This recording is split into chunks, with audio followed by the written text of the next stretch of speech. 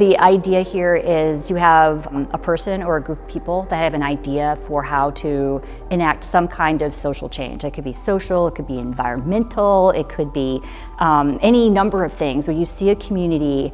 or you're part of a community and you say, look, this needs to change for us to be happier, for us to be more effective as a community. And the entrepreneurs come in and say, look, you have these 3 other sectors, the nonprofit, the business, and the government sector, and they're all doing their thing, but there is stuff that isn't happening where this community needs more help. That could be schools, it could be something going on with the environment in that community that's just not working, it could be a social need that the community has. And so the social entrepreneur will come in and say, I identify a need, I'm going to start an organization to help fill this need. And so the governance piece says, how do I bring the community in, ensure that all of my stakeholders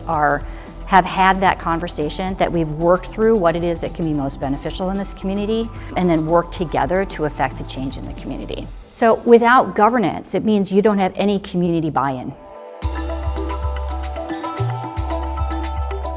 So what we do is go out and do a series of working groups, bringing community members in, having those facilitated conversations with everyone around the table. Not just once, not just twice, but several times, bringing people together around ideas, testing ideas before they get launched as products, so that it's not, this is the product, it's this is the idea, the concept, and that we're going to try to roll these out in little pieces and see, is this really serving what we thought it was going to serve in the workshop? And if it isn't, we can tweak it a little bit as we go on. When social entrepreneurs go in and they don't have a governance structure, and they lose the ability to go through those iterations and adapt and evolve as the community is being served by what they're doing. So the whole goal of the entrepreneur is to change something so that the 3 other sectors, nonprofit, government, and corporate, can eventually start serving the need for the community. You have to be working with the community, and that's where the governance piece comes in, where you say, I have an idea, I have some resources, I can bring a team, but I need to be in the community, working with the community to see if this is really what's going to address this challenge, or even if maybe I'm coming in, seeing a problem that isn't the problem the community really has. So you have to identify who are the stakeholders here, who are the people that my services are going to serve, right? But also who are all of the other players in this space, because you're trying to change the community, you're trying to change how these different other stakeholders fit together, and that as your entrepreneurship carries on, you actually put yourself out of business. Mighty Red Barn works with entrepreneurs and communities to bring them together, to understand who the stakeholders are, and understand the motivations of those stakeholders, and establish governance structures so that the entrepreneurs and the communities can affect the change that they seek.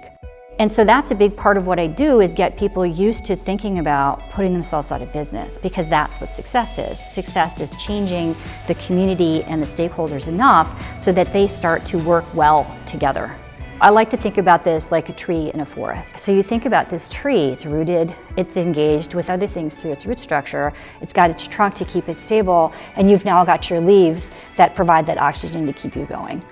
What Mighty Red Barn brings to this is over a decade's worth of community building experience, the understanding of how to build grassroots organizations, how to engage with stakeholders, how to understand actually who your stakeholders are, how to plan for obsolescence, essentially, right? How do we understand what success looks like,